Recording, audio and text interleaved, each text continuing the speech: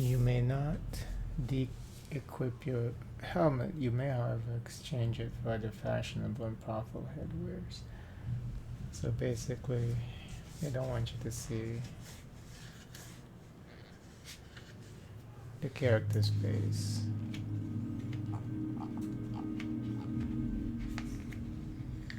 Alright, so I guess we do have to kill this zombie if we want to get to the back room here.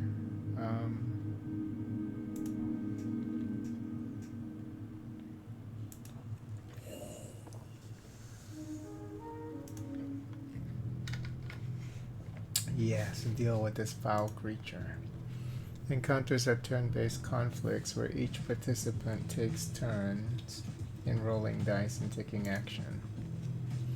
During your turn, you're able to perform one dice action as well as cast one spell if you're choosing. The order is determined by initiative roll. Don't let this shambler get the jump on you now. Oh, dex check is for... So I'm always gonna fail the dex check.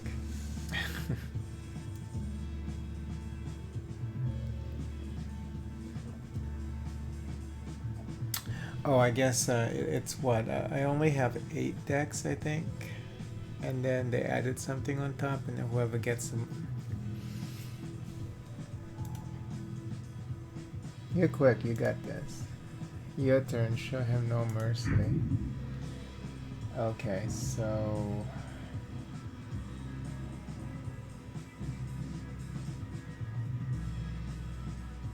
No, we're gonna do strength. Shove him.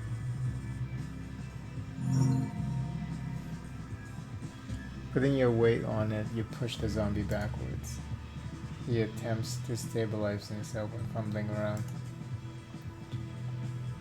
The slow zombie just stands there. No, he's reacting. It's just taking some time. The zombie is hostile. This undead abomination must be apprehended because he causes damage to innocents. Does that include you? You should probably try to de-escalate, just a tip.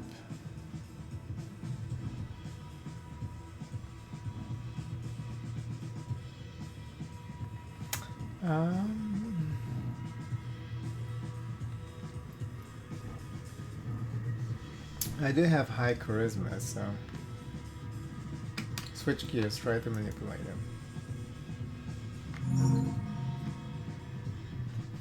This is a hollow animated corpse. He's magically bound to listen to orders, so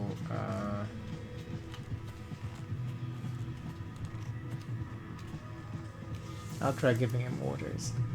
Anything, just try it.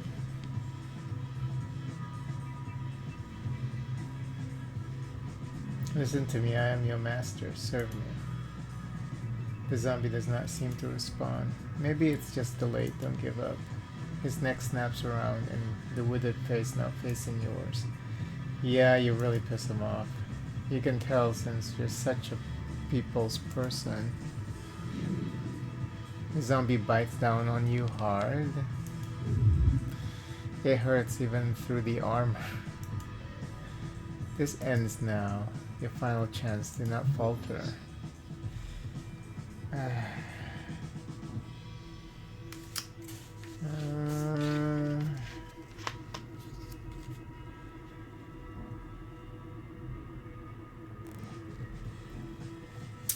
We'll try charisma again. So you're ready. Dominate this creature. Serve me, abomination. It stares at you. The erratic movements replaced with an ominous stillness. You've got its attention. Now hit it again with an order. I order you to knock yourself out. The zombie stares at you in silence for a few seconds. Then it punches itself in the face. I wish there was an animation for that. You stare at the now unmoving creature. He punched himself in the face and he went straight into the apples. A craven's way, but efficient. Now go loot him.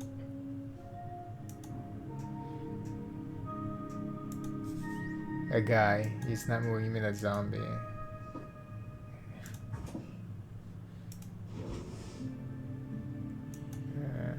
A filed tooth in decent condition. You feel a tingle in your palm when you hold it. Where can I equip this? Here? Oh, accessories are here. You don't see it on the character though, that's unfortunate.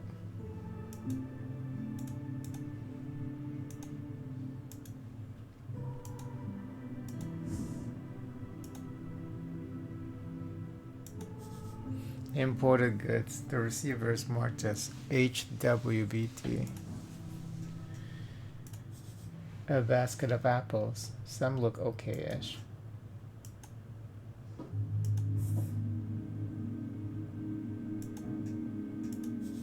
An almost empty box, except for a stale treat in a pouch.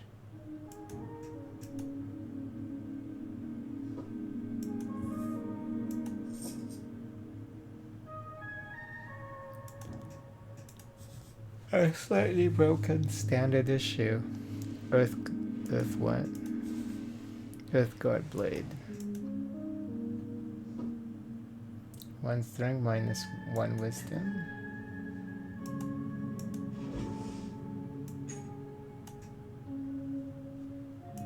Yeah, if you're able to see that, how come we can't see the decayed tooth?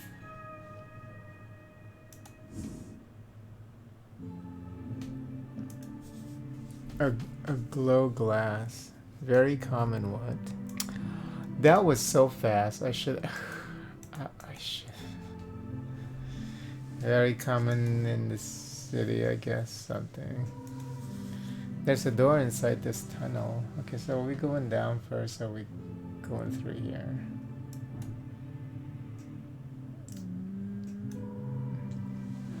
It's hard to tell. Let's just go this way. Huh? The door in this tunnel won't open. Oh, okay. Stairs leading down, far into the city below.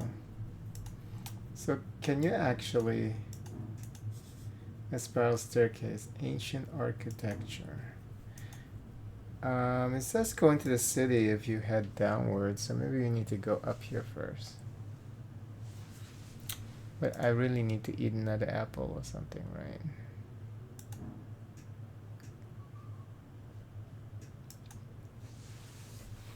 Is there a way? Yeah, heal.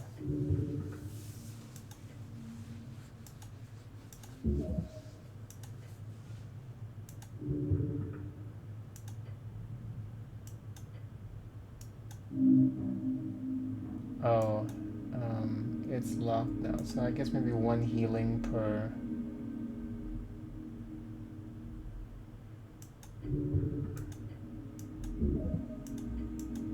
One healing per altar.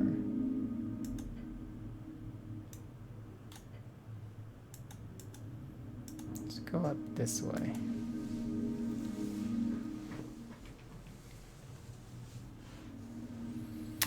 Whoa, Viscon's lair. Okay, it's very pretty though.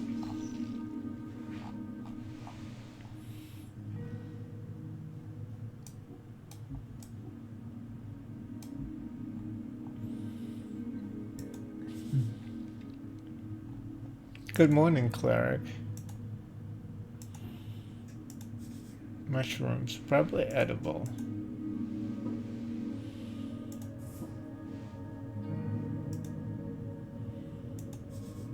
Red eye outburst.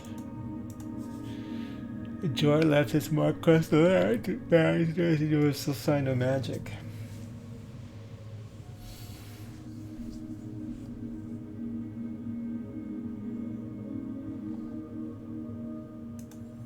Another corpse here. Your fate one day.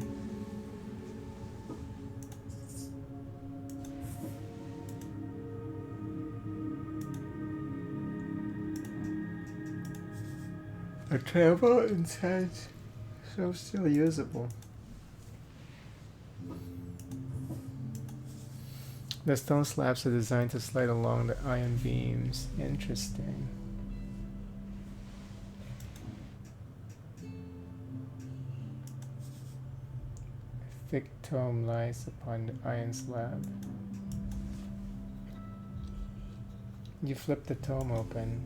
There are fine and handwritten letters scattered across the pages. While the symbols appear to be readable, you do not understand the language. De verbis draconum ars occulta. The author's name appears to be Calum de Minori. Right, I need to get my hands and comprehend languages. You do. It's highly annoying that you seem to have lost your memorization. Find a spell scroll. Maybe you could buy it somewhere? It's fairly common. Can I try to read it? No. You have no idea what it means. Well, maybe this thing is... Wait, is that... This is the language, whatever. Ruin prayer book. -3 intelligence. The book is ruined. Most of the pages, while dry now, have been completely drenched. Only a few pages of the soggy, brackenish papyrus pages are readable. They appear to contain some type of undecipherable symbols, Ascani writing of the basic kind. Wait, oh no. Someone has attempted to dry this to the best of their ability. No, no, no, by Earth. This is your prayer book. So many hours wasted. You would have to rebind the whole thing. It is ruined. That will cost a fortune. Phoenix Folio updated. I don't know what that is. A chant book is able to sustain humidity, not underwater excursions. You should have protected Earth's chants more carefully. What a disgrace. No, it's actually because we were in the burning cafe. I think somebody was trying to somebody doused it with water or something. After your river adventure, oh, your spellbook is ruined. Find a service provider who can rebind it for you. Fix your ruined spellbook, damn it. Okay.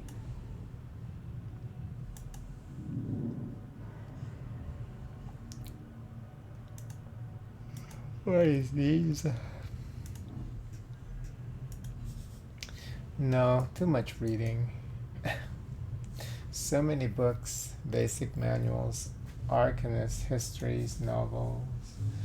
Arcanists, the magocrats who ruled pre-post-war human civilization in Old Demeanor, the Minor, also a very minor political party in Norvik. Old Demeanor, a term for the minor, often used to refer to the band before it was renamed Reeds during the end of the post-war capitulation agreements. Some say it with sarcasm, some say it with pride, some say it with fear. Coast War, a near-century spanning conflict between every great nation of the Arcane era. Scholars estimate it claimed more than half of the entire human population. It is said to have begun in 398 AE by the inciting spark of assassination of Priestess Ilona, and it generally agreed to have concluding with the fall of Thazan in 481 AE, 57 years ago. Some of them stand out to you as classics. It could be useful to refresh your mind. The book taunts you bookishly. Read Autobiography Prax by Lord Phileas Prax. A classic. You kept this book on your bedside table for years during your scribing years. You take a look at the first page. In these pages, I shall endeavor to recount the journey of a mind born to greatness, a will tempered by the crucible of ambition, and a spirit bound to the relentless pursuit of the arcane. My name is Phileas Prax. It goes on to make grandiose statements on his personal abilities of magic. Know this, I write not for the masses, but for the few who possess the clarity of vision to see beyond the veil of mediocrity.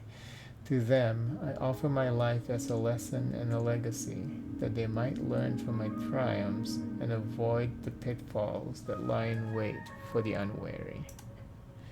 You remember the first chapters dealing with his youth, growing up in the ruthless court of a rival house, the Haggenshags. How he struggles against relentless opposition and bullying, making himself out to be an underdog. The power is not born of blood, nor inherited by fortune or birthright. It is cultivated in crucible of the mind, refined by the fires of discipline, and sharpened by the relentless pursuit of knowledge. Let those who seek to rule first learn to kneel before the altar of wisdom, for it is there that true strength is forged. A glorious design, let those who learn lead, through merit of ability and nothing else.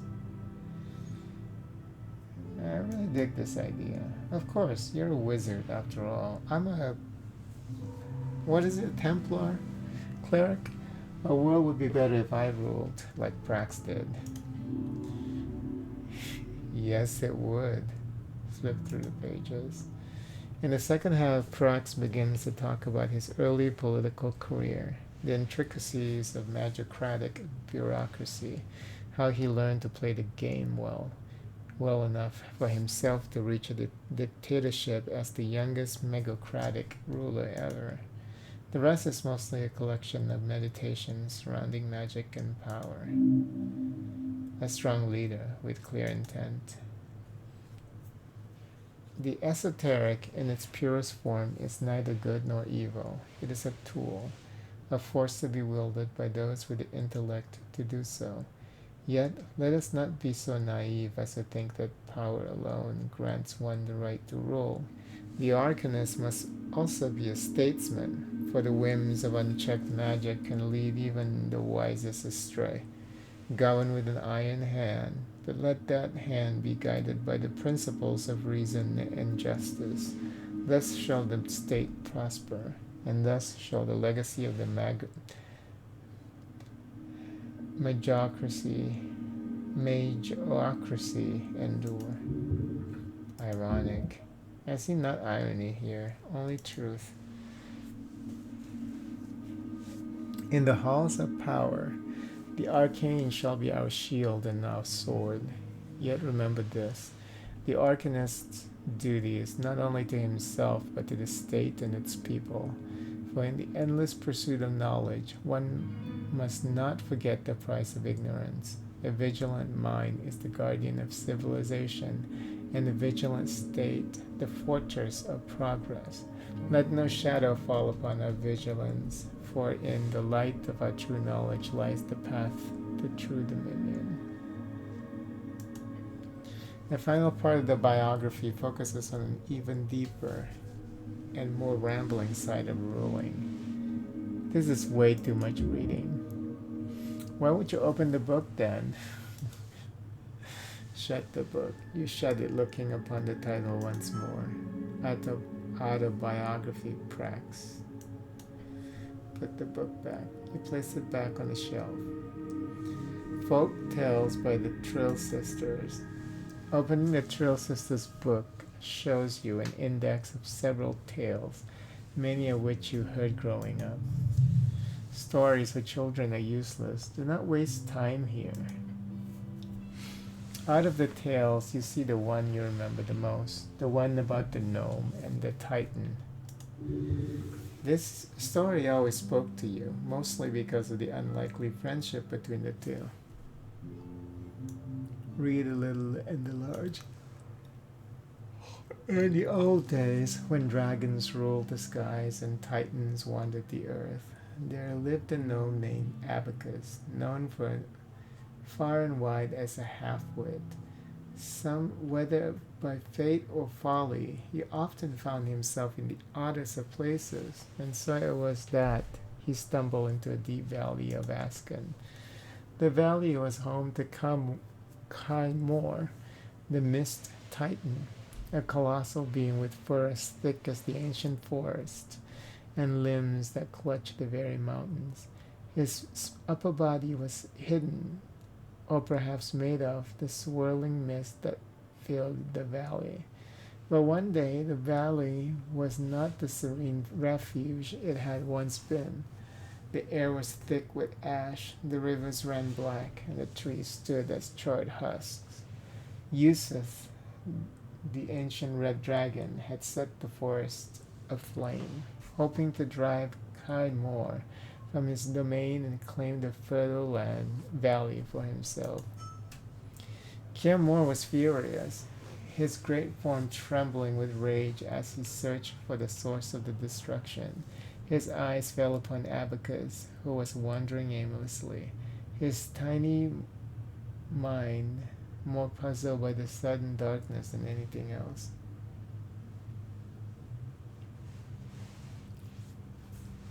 I think that the coast was filled with these beasts of joy at one point. They reigned harshly and wildly, but it's not hard to see why some preferred their chaotic dominance to the tyranny of dragons. Continue to the verses. Thrik Lam Chum, who dares bring fire to where none should come? Ashes taint my sacred mist. Speak, small one, lest you be missed. Abacus looked up, squinting through the fog, and scratched his head. Fire? No, I've no fire to share. No flame do I bring, nor ash to bear. For in the dark I see clear as day. 'Tis those who can't that need the flame, they say. Tricklam chum, what nonsense from your tongue does come? Who is it that needs this blaze, that blackens my mist and dims my days? Well, question thee who needs a flame to light their path and stoke their claim. Perhaps it is Usith the king whose fire to your valley bring.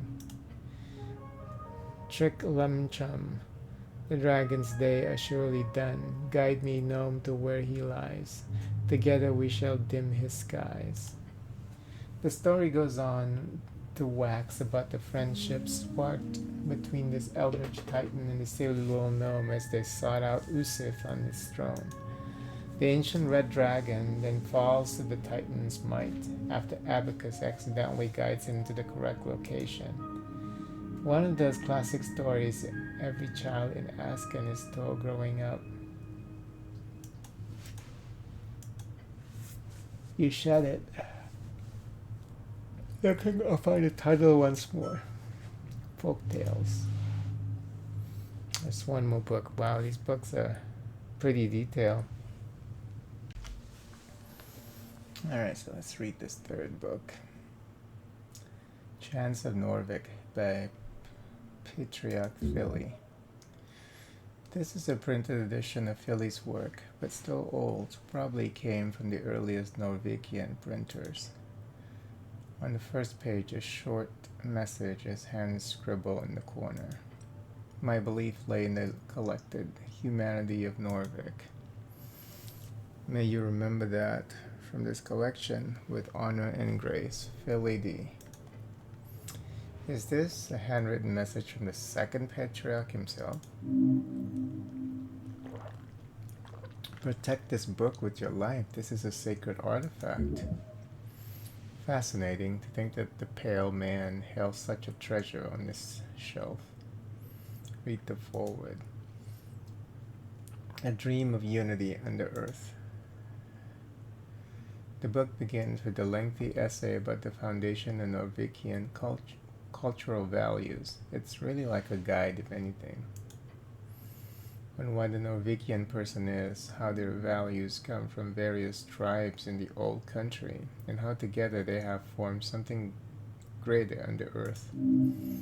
You've read this before, but you do get a better sense of what this all means now. It is in some sense a plea, a stern suggestion for every human in Norvik to lose any sense of former tribal identity, to embrace a new one, a Norvikian spirit, to give away the old and embrace the new. It is not a completely bad move. To unite a folk is to build commonality, to lower inequality, although, of course, there were many direct ways the state at the time made sure that the old did not remain in the shadows. Violence and oppression at times. The text directly explains how a new Novikian culture will help the city grow and fight against inequity and injustice through unity, mainly by being generous and not hoarding wealth, among other things. Then finally, it does touch upon the connection with dwarves as well, and how the Novikian spirit is not contained within humans only. It is not just blood, it is sweat and tears as well.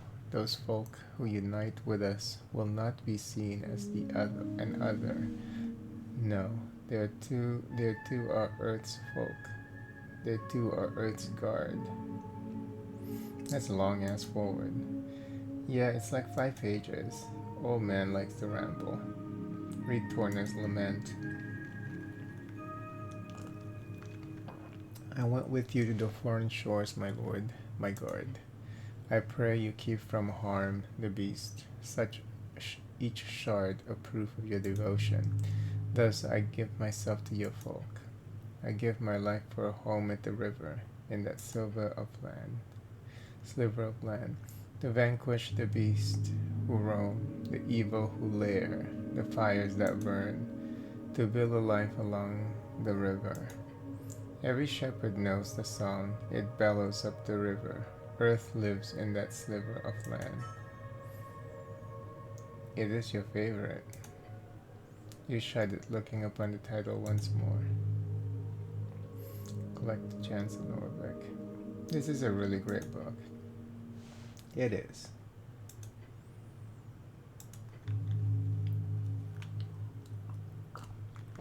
You do so, it fits nicely back into its slot.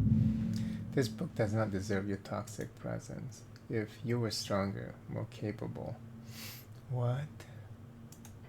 Then perhaps you could have carried that weight. What? You really want the book. One day it could be yours. This is very confusing. I'm just putting back the book. Let's forget this for now. The book stares at you from the shelf.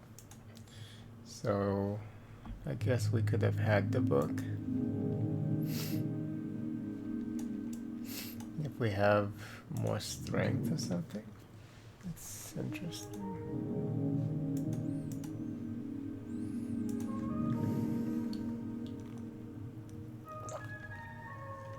Oh, there's a big ass book here that we didn't click on.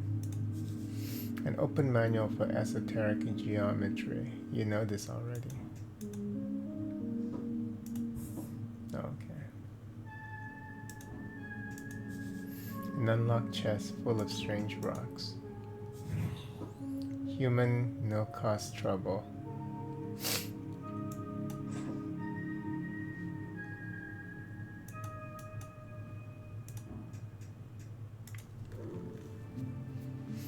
Well, ask Chief of Security.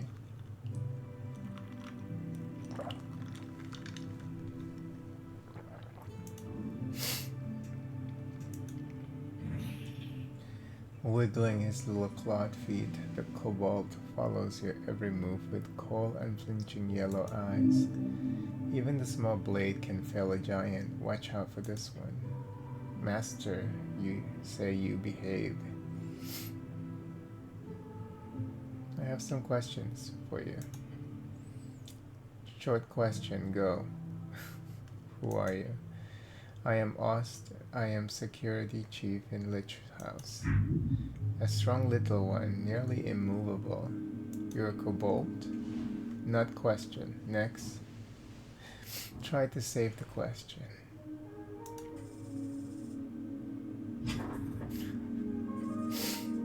You bite your tongue.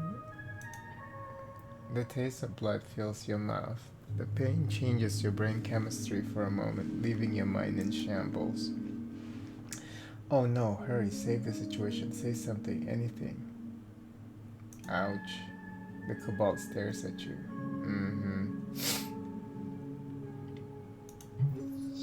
You can't speak in this condition, don't even try. Use this to your advantage, intimidate him with your life's liquid. Blood starts to drip down your chin. Spit out blood through the gap in your helmet. What are you? The cobalt mutters as he watches. You splatter fresh blood and saliva all over the floor. Point at it and say, that's what you get. Cleric is... What is? The cobalt mutters. He is baffled. Your actions have truly made a mark upon his dark soul. You have somehow managed to make the stoic cobalt speechless. Congratulations. Smile. Your inexplicably perceivable bloody smile is sure to have caused havoc. The cobalt stares at you. You wipe the remaining blood off. There's a limited supply of that, just so you know. Truly. How'd you get this gig? Not gig. What is it then? I am a devoted servant for master. Keep going. You're a slave. Not slave. And your master is? Master Viscan. And he owns you? Not own, serve. Okay, not a slave, just servant, being paid? I know, so you're being paid. Yes, paid well. Must be very well for such fierce devotion. It gives you an expression that could be described as a frown. That is, if it looked in any way different from his regular expression. You wouldn't actually shoot me, would you? No promise. It's hard to take you seriously when you're so cute. No, do you have license for that crossbow? My crossbow, not yours. It's not legal for you to steal a crossbow for some reason, I think. The crossbow is... I can't legally take your crossbow. Legally? Also logically. Can I borrow your crossbow? Human is kidding, not funny. You would make greater use of it than this puny creature. Just take it. Cobalt snorts. Go away. Don't let this slide. Just take the crossbow.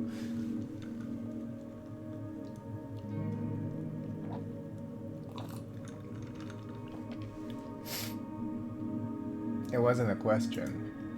The cobalt stares at you for a moment. Yes, it was. A rhetorical question. So yeah, the cobalt is technically correct. Please? No. Try to convince the cobalt. The cobalt stares at you. Uh-huh. How do we do this? Appeal to his better nature? I don't fucking know. Stealing would be evil, so just demand it loudly. That's not... Please don't.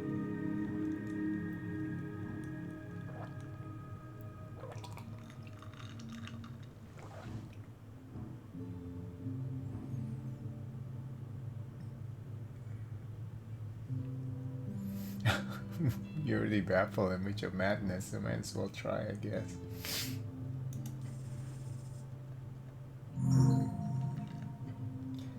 Oh, you know exactly what to say. There's only one thing that you could possibly convince this cobalt that you should get your crossbow. And that is, of course, Viscount asked me to get your crossbow. Master did. Cobalt glances over his master. Yeah, he said I needed it more than you. What? Why?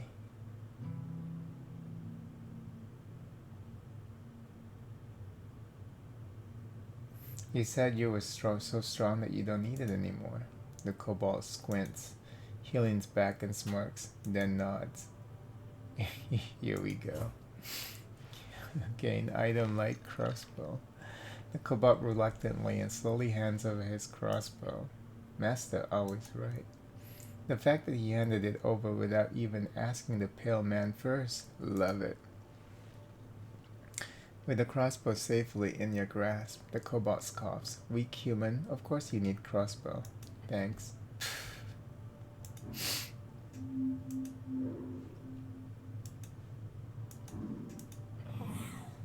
Wiggling his little clawed feet, the cobalt follows your every move with cold and flinching yellow eyes. Even the small blade can fell a giant. Watch out for this one. Oh.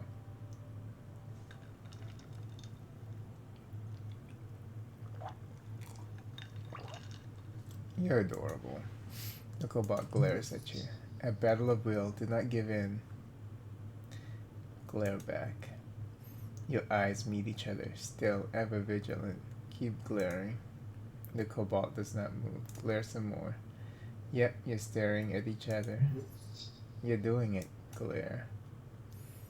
Eyes meet eyes. Glare, glare. You're looking at the cobalt's yellow eyes. Stare in an angry or fierce way. Looking hard. Leaning close to the cobalt's turned face. You should probably stop this. The cobalt meets your glare and keeps meeting it. I don't think I'm getting anything more out of this. Fair. The cobalt looks at you with a cold expression, determined, confident. I have some questions for you. Okay. Where were you when the tea shop incident occurred? Incident? Tea shop blow up. Boom. Big boom? Big boom. When it happened, I was on water lane on mission.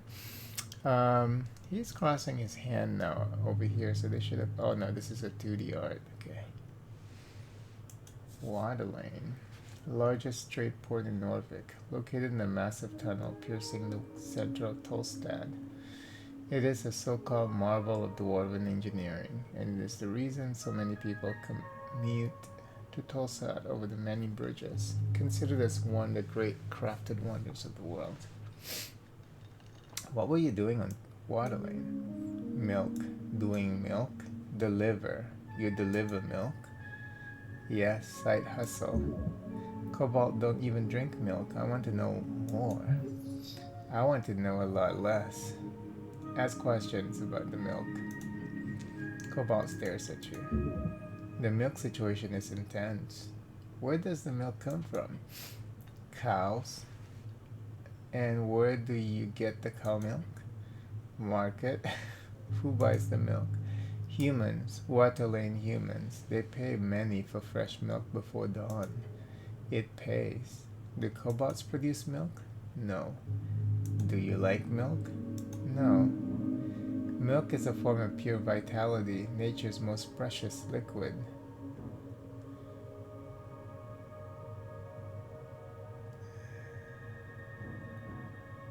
I also don't like milk.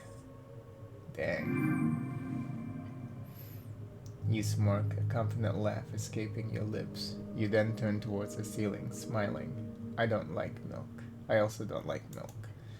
Your comment has made a dent upon the world. What a stance, as a human, who could have ever thought such a thing about you?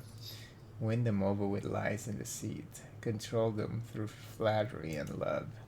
The cobalt stares at you, with awe in his yellow, expressionless eyes. Can I have some milk? No. Valiant effort. I don't have anything else to ask about milk. Okay. Micklish. Thank you. Oh, this is a question. Yes, thank you.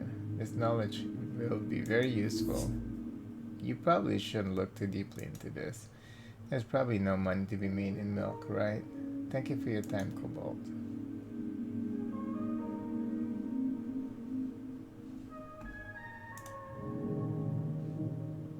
Where's this milk thing over here?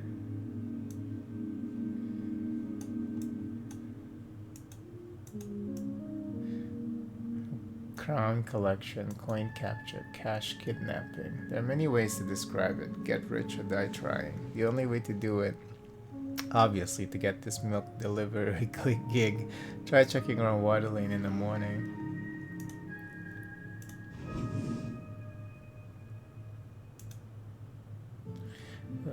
Dex, one freedom. Finely crafted crossbow, lightweight, the type used by peasantry in the late years of the Coast War. It's a tool of swift and easy death for those without training or cause. The mechanism appears to be jammed, however, so you can't fire it. But it sure looks intimidating.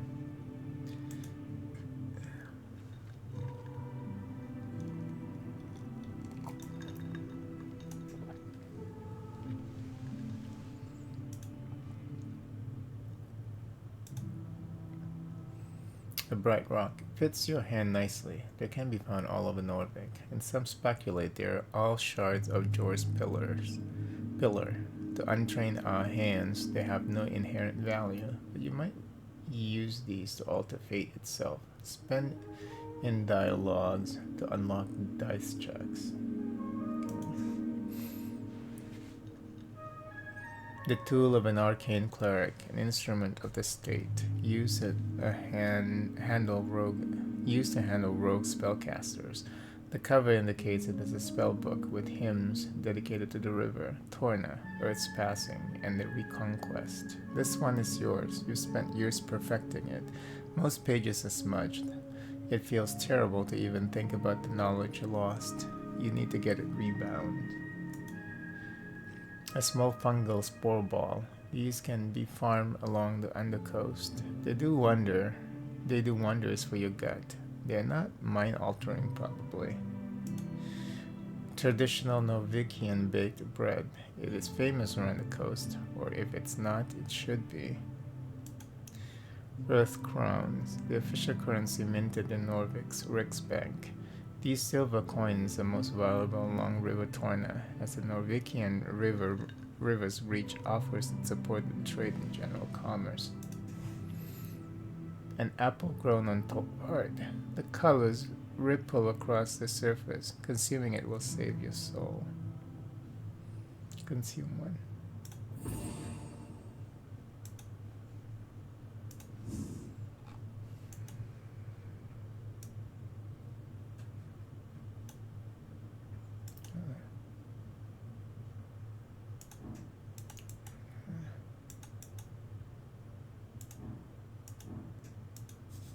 A pocket watch. Yours. Advantage in the esoteric event. The silver-lined timepiece never shows the correct time of day. It is always at least 10 hours out of alignment, no matter how anyone tries to correct it. At a touch, you can feel the faint magic pulsating within. The wielder gains a greater perception of esoteric happenings and occurrences within 200 feet. Alright.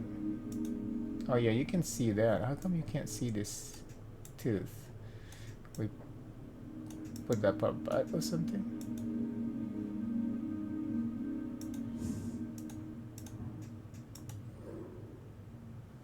Viscon, local mortician.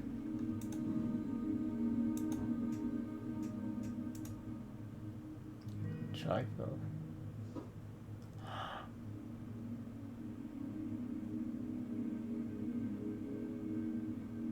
Is it a good idea to pickpocket? I don't know. I'm scared to do that. Seems like this game is big on consequence, you know.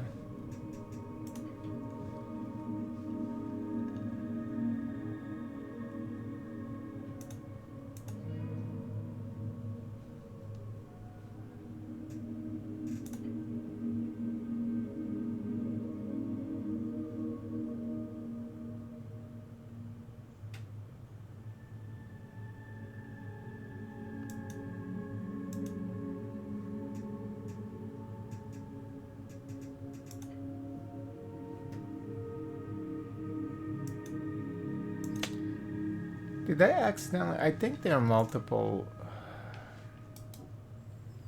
Can I like delete? I hate having multiple save files. Hold on, quit the menu.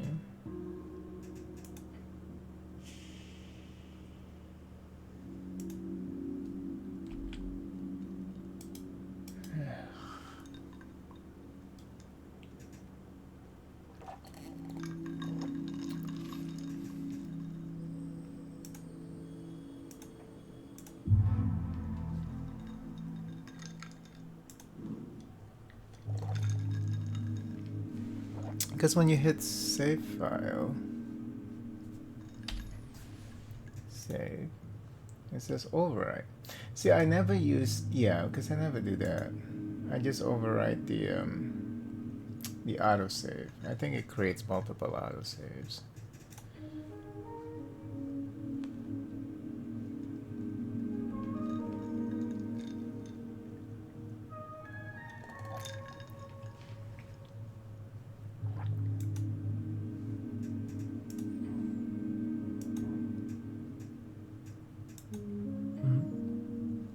The pale man sits hunched over a stack of forms, busy at work, his pencil slowly filling out line after line. On the top paper, you see an icon of a serpentine drake. A great perch. These are official documents of the city. Great perch, the drake-like sea creature found along River Torna. Earth was known to tame these creatures, and eventually the great perch became the symbol of his great city. That is the great perch of Norvik. Up and about, are we? Wonderful. Death. This is death. I am Viscon, local entrepreneur and proprietor of this lich house. It appears you don't really belong here, but if there's anything I can do, cleric, just let me know. He smiles at you.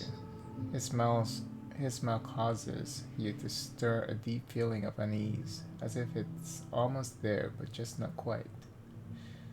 Look around the room. Dimly lit and damp, a musky stench lingering in the air. You see books and flasks, and stone altars around the circular chamber. There are several corpses present. Did you save my life? He puts down his pen. Your life is your own. You owe me nothing. However, I'm afraid to say you've been through quite the turmoil, cleric. Tell me everything. Of course, it must be confusing. To tell you the truth, some fishermen brought you here last night. They've caught you in their net, took you for a corpse. Not that I blame them. You weren't exactly in prime condition. Fair. You quite literally live in this filthy uniform. No wonder they thought you were dead. How did I end up in the river? Not a river. The river. I'm afraid I don't have much to tell. Perhaps you fell off one of the bridges to Tolstad? There are 7 bridges over the River Torna connecting Tolstad to the rest of the city. Sounds like the start of a great drinking story. The I woke up in a lich house tale. You don't have a lot of those, so that's good. I would never fall. It must have been an assassination attempt. How awful. His uncaring tone speaks against his words. Who were these fishermen? River guilders, I believe. They did not look like poachers, so my guess would be that. Find them. They hold the truth. Where can I find these fishermen? He ponders your question. I did not ask for names, sorry to say. But perhaps Waterlane? That's just a guess. Good guess. Lots of boaters around. Hang out there. Either that or the local tavern. I hope you find them. So I am, in fact, alive? The pale man stops for a moment. He looks you up and down. Yes. I believe you are. I have some more questions, I think. Do you know?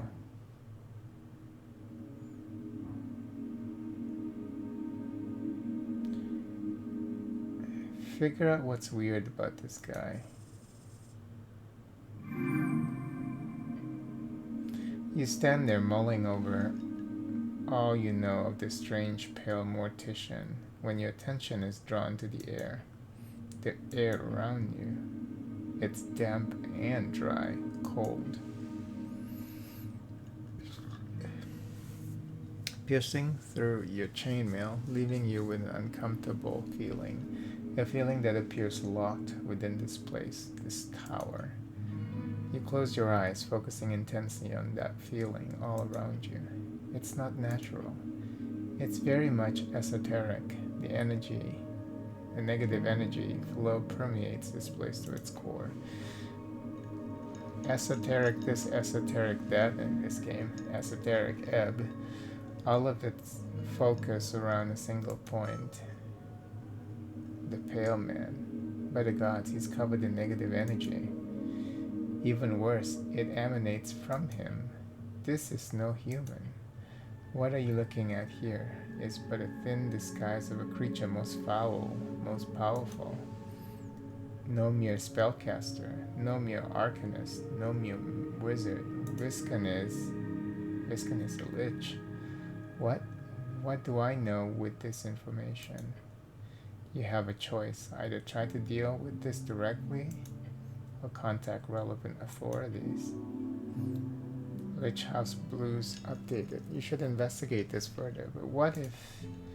I don't mean to interrupt, Cleric, but you've been standing here in silence for almost 5 minutes now, but it's a Lich House. I guess he's a Lich.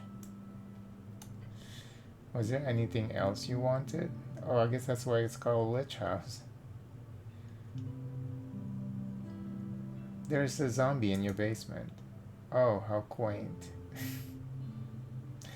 No, an undead abomination right below. I understand. We're closely connected with the city below. The undead seemingly wander as they please.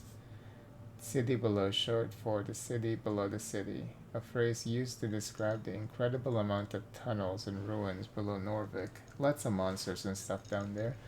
Also riches if you delve it deep enough. The city below the city, the vast ruins found underneath Norvik. Most define it as a part of the city not yet civilized, although there is a legal definition set in place for each individual district.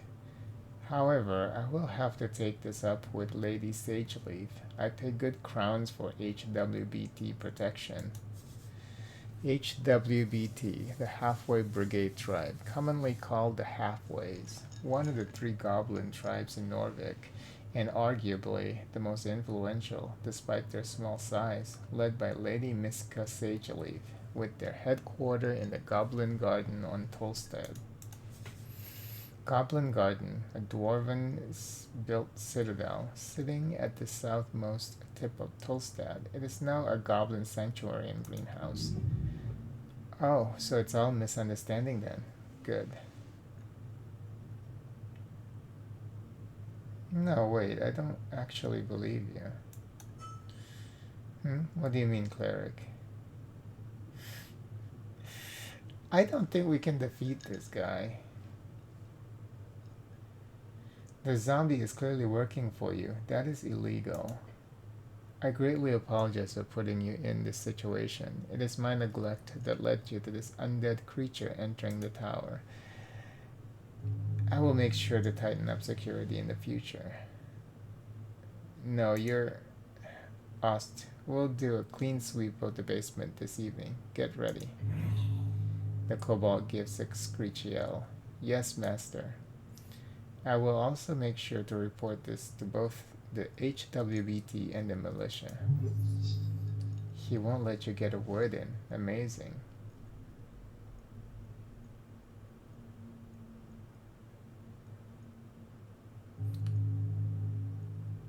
You're clearly doing something shady here, so of course I'll make sure to ask for a thorough inspection by the PCG, Pest Control Guild, one of the oldest guilds in Norvik. They're supposed to keep monsters at bay and clean up any unwanted critters across the city. These days, they're so bogged down in requests from citizens in the city that they usually have backlogs for a month. If there's anything unbecoming about my business here, it shall be uncovered and unveiled. Holy shit, he just keeps going. Thank you very much for your service, Cleric. It is because of great men like you that the city still stands. I'm sure a good word from your patriarch will assure a promotion of some kind, especially with this great work you're doing on the tea shop. This... Make him quiet. He's going in circles around you. It's time to step in. Argue.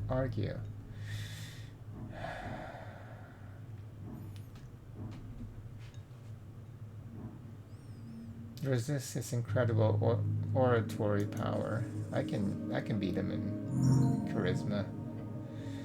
Focus on the main point. Illegal zombie. Go. Stop. I know what you're doing. The pale man opens his mouth to respond. The zombie did work on your property. He closes his mouth and looks at you. It was picking up apples or something. That's a violation of the bone purge. Yes, I am aware. The pale man takes a deep breath. He reaches below his desk and brings forth a pouch. An isolated incident. It will not be repeated. 25 crowns, he hands it to you. This feels like a bribe. This isn't a bribe, is it? Of course not, cleric. As a city cleric, you obviously have the ability to accept Dogbother on behalf of Norvik. Dogsbother, Dwarven 4-day fine. Some might call it legal extortion, but it really depends on the district. Violation of the Bone Purge Code, Article 4. In singular violation cases, a Dogsbother of minor class is issued. In relation to my status as a Tolstad business owner, that'd be precisely 25 crowns. He's dealt with this before, huh? Well done, justice has prevailed. Now that this issue is behind us, anything else you need? I will require assistance with some things.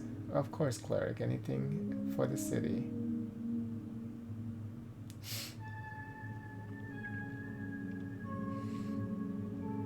So, what do you do? What do you know about spellcasting? Quite a bit. My prayer book is ruined. Yes, I know this.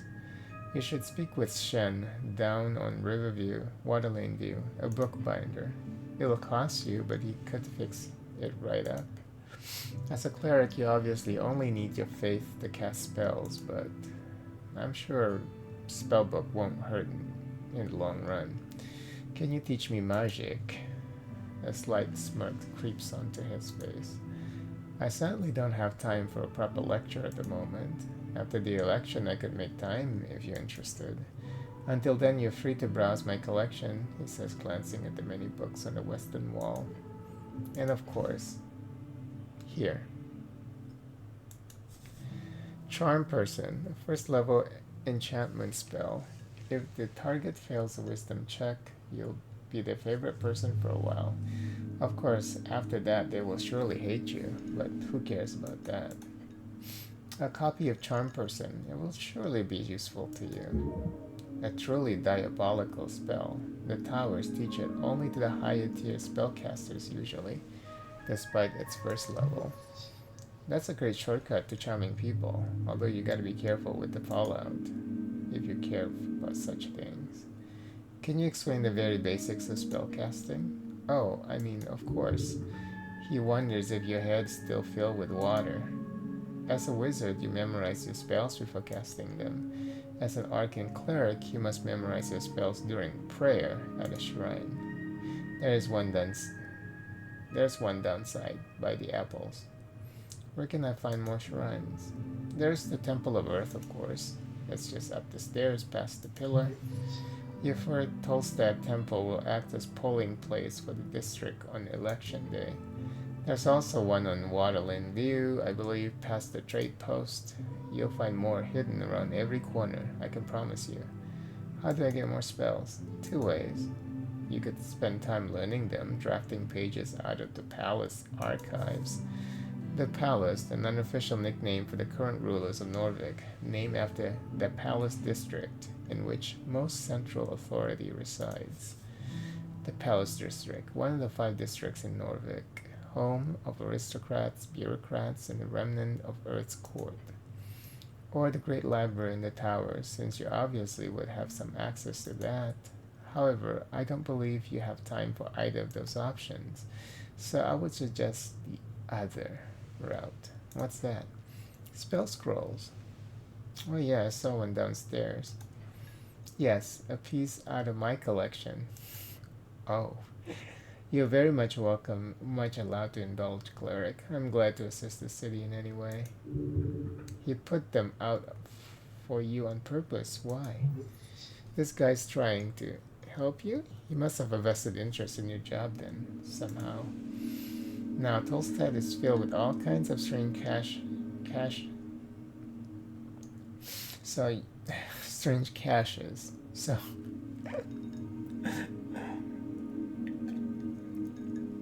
if you can't tell, I fell asleep and then I woke up.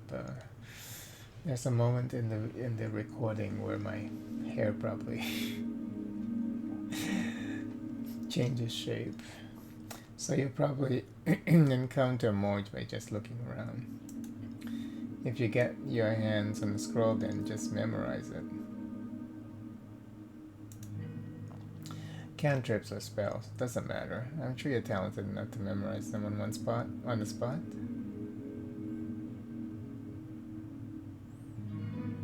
I am. Strike a heroic pose. He nods at you and goes back to his writing. Not impressed. That's all I have to ask about spellcasting. Very well. If you want to practice, feel free to cast anything non-lethal on my servant Ost. Wow, that's evil. Treating a servant like that is despicable. Can I try casting on you instead? He stares at you. A glare. Waste of a spell slot, I'm afraid. You believe him? He does not wish to elaborate further. Ominous. Who the hell is this guy? You called me a cleric. Yes, I did, yes. Because you are a cleric. Don't make an ass of yourself. Too late for that.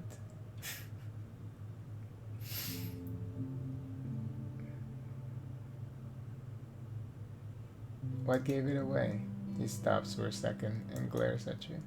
A heavily armored man in Earthguard colors with a prayer book on his hip. Thoughts land on the pages of spells you've meticulously worked on for years. They might have found you in the river, but you're clearly a city stock. Could be happenstance. Could it? Could? He puts down his pen and stares at you. How's that head of yours, cleric? I think I've been reborn. Oh, sounds like a religious experience. I don't like religion, he smiles. They do say religion is a corruption of spirituality. His calm expression does not change. Why do I have to be anything? The pale man shrugs. I suppose labels are constricting. But we're all something, aren't we? I am the cleric. Good for you. An example of that sarcasm thing mentioned before. Your purpose is here. You serve the city as a cleric of the river. Though I'd love to ask, what type of cleric are you? Type? Yes, if you're a clergyman, you might run a congregation for a local religion or deity. Holy man on a holy mission. Then there are clerics of the bureaucratic variety, city officials speaking for the religious state. Rules are meant to be broken. You're not some stiff councilman. You, however, must be an arcane cleric. You're correct. I'm an arcane cleric. I figured as much when I saw your spell book. Or do you call it a prayer book? Either way, you clearly play your strings as much as you channel this divinity. I don't know where to go. Your shaky voice makes you sound positively blood. Dwarvish word meaning desperation, anguish, hysteria brought upon from mental pain. I don't mean to tell you what to do, cleric, but there is certain rumor that our local goblin chieftain is waiting for you. Goblin chieftain? Lady Miska Sageleaf is her name. She is down in the Goblin Garden. Of course you've heard of her. Lady Sageleaf is quite famous. She leads one of the 3 goblin tribes exonerated by Earth after the conquest. The conquest, the correct way of referring to the historical event in which humans founded Norvik. Most humans, however, refer it as the Reconquest. The Reconquest, a historical event in Norvik. It begins with Earth's landing in 466 AE and is said to have been finished by 468. AE, when Earth finished eradicating the trolls who roam in the ruins of stolen cattle. It is a point of contention if it should be called a reconquest or just a conquest, as no humans had ever lived in the location before. Troll, a monster native to Ascan. They exist in broad categories, from small, mostly harmless green trolls to mutated, volatile, cursed trolls. They vary in intelligence, strength, and organizational abilities. They are a core enemy of the Earthfork. It was Earth who destroyed their rising kingdom during the late Arcane era. Yeah, you don't want to fuck with that one. They call her Dragon of Tolstad. Goblin live in the garden? Well, not quite. You'll see when you get there. And when you do, make sure to pay your respects. Lady Sageleaf is a powerful ally. I would even go so as far to call her the de facto lawkeeper here on this island fortress. Wait, this is part of the job? Talking with some petty goblin queen? You may find her at the southern tip of Tolstad, the pale man says, and keeps scribbling on his papers in front of you. He does not value your time. That's all the help I needed, thanks. Great, anything else you wanted to ask? I'm going for now. Before you do, make sure to collect all your belongings. He gives you a quick inspection with his dead eyes. Too quick, like he's trying to show his interest. Not trying to show his interest. Weird. At least he's not hitting on you. Or would that be an improvement?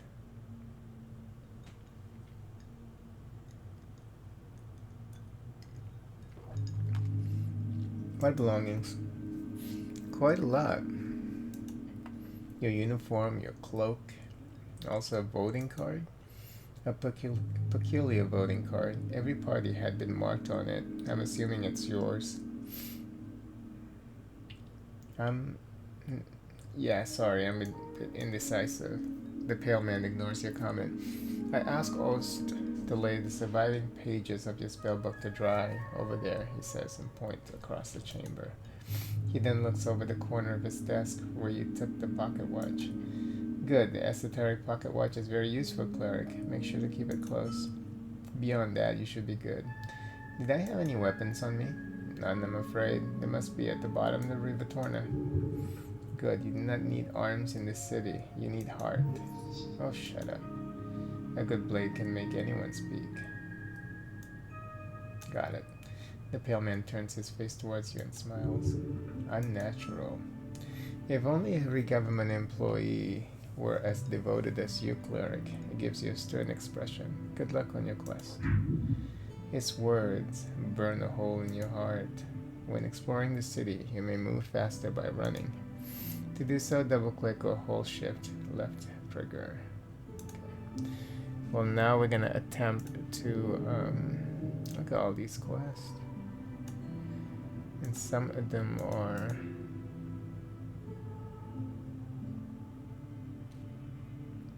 it's just connections, not necessarily quests, I guess.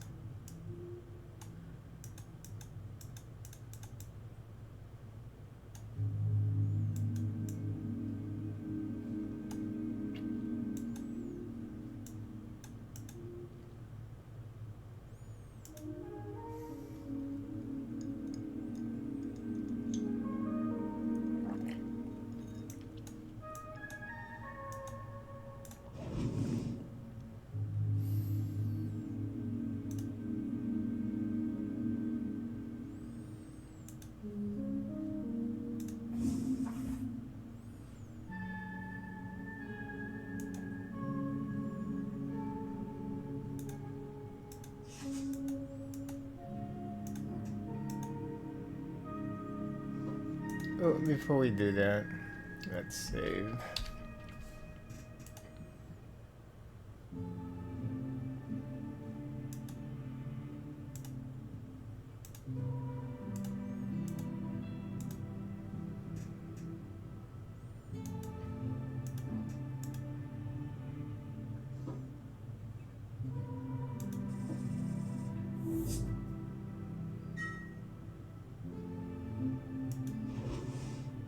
You need decks with it, pickpocket. Oh yeah, I'm not gonna be successful with that often. Mind expansion, a common potion known to allow knowledge to stick more easily, often used by students. Grants a mind intelligence increase for a week. Oh! I think that's permanent. Because it says for a week. And I think that this game only takes place for 3 days. Okay. It's fine. If I go back down, it's even colder. If I go back down here, am I wasting my time? 10:36? No, okay. I just want to go get more apples. Can we get more apples? No.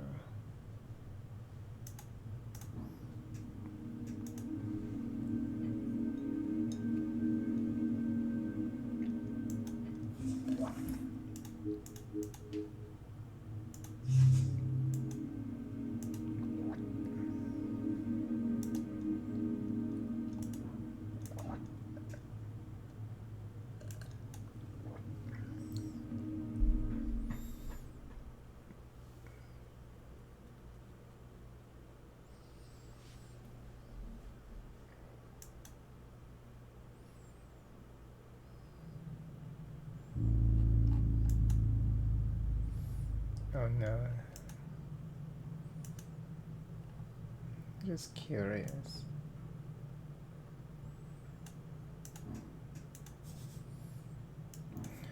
Glowing mushroom must be tasty.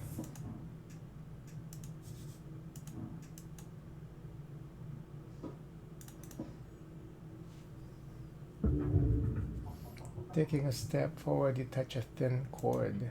Something soft latches itself around your ankle. Contraption is now in motion. There's no time. It is a... Huh? Oh shit. My dex is bad. Oh. You throw your body back, slithering out the rope before it tightens. The instant you do, you watch the rope snap and twirl around the edge of the staircase, disappearing into the darkness below. Whoa, close one. Sure it was, but it's fine, you made it. Something tells me that these are not goblin designed. Keep an eye out for more of these.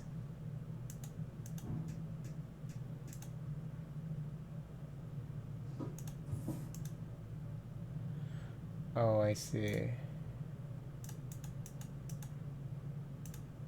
That's gonna be,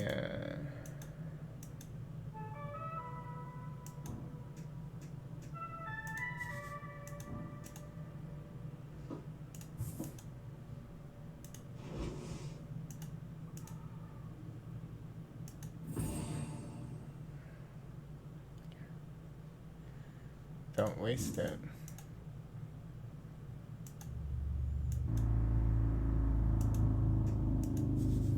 A rat is not really running from you.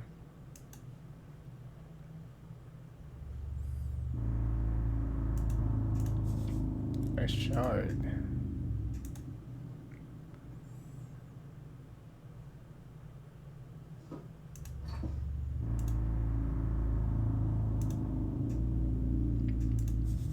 A door. How interesting.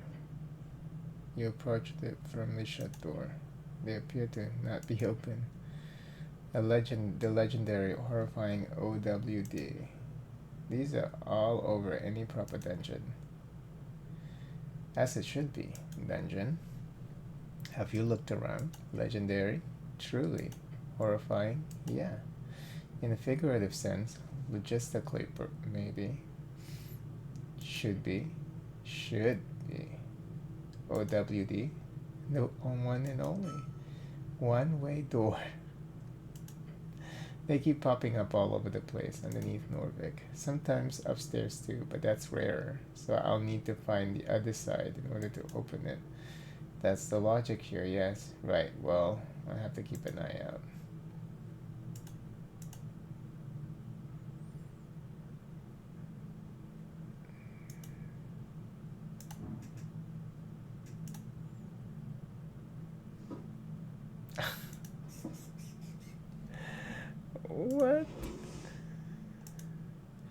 A white rat. It acts shyly but approaches you nonetheless. It looks like it doesn't really want to get grabbed by you, but it also doesn't fight it. Instead, it just follows along, sort of not very happy with the situation, but what can you do? -1 charisma. Okay.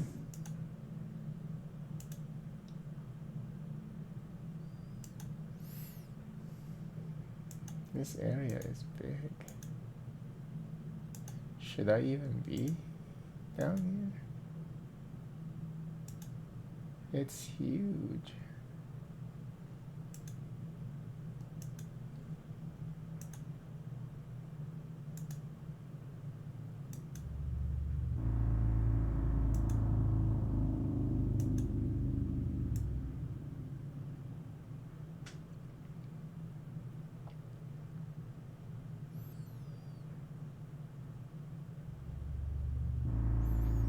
Oh, here we go.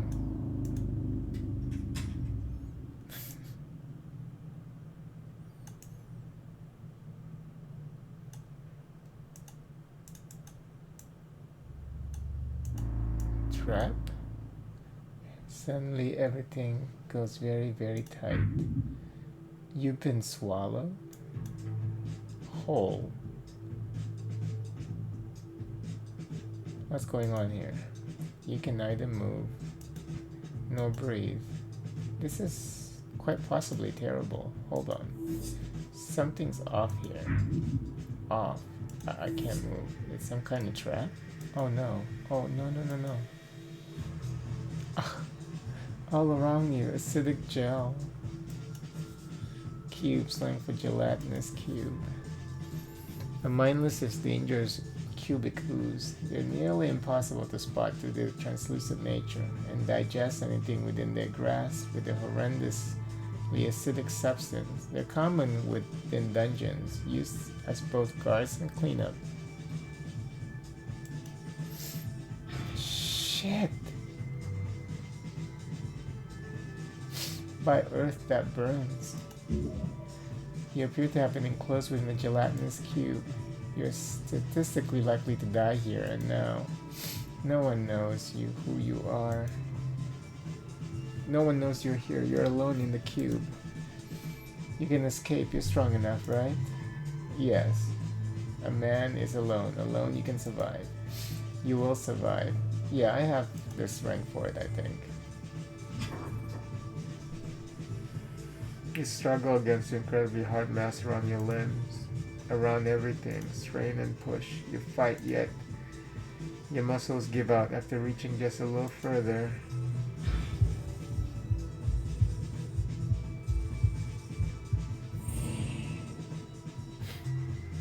The burning continues inside and around. That feeling isn't nice. The one where you're sitting, eyes fixed upon the bucket, the sour apple sticking out of it like a mountain of bad decisions. That sick and sinking feeling in your stomach feels sick. It was not right. But you did it. They told you to. 15, you ate 15. You probably knew it wasn't real, but you did it.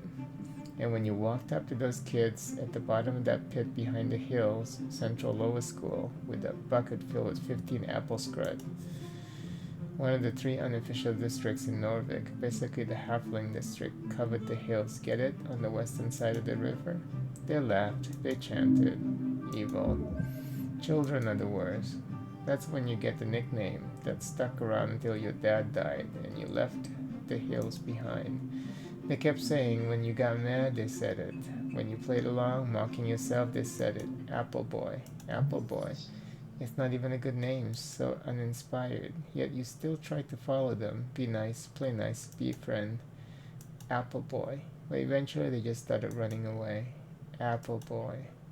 Each time you would try to get close, they would laugh and snicker and leave. And so the Apple Boy was all alone until the day he died. Alone. Just an unfortunate thing, this lonely life. Though many of us carry the burden of talent and also much great natural power. When the cold of winter falls and the trail grows ever so rough, it is but the animal of the pack which makes it to spring. A man without a brother is but a set of bones on the road. I know this is something weird about that area. It's like I was trying to click on the things that are like on the wall. Jesus, that is crazy. Oh, look at that. Okay, we're gonna stop here. We can always load up to the previous save, I guess. I should, so let this be a lesson that we need to save every time we do something. We finish an encounter, we move to a different part of the map, always save the game. But that's interesting. I like that. I like that you can just die like that so quickly. And then I have like 11 strength, and I still wasn't able to get myself out of that freaking gel. So this is a pretty cool game. A lot of reading though, but thankfully I like reading, but I don't know if I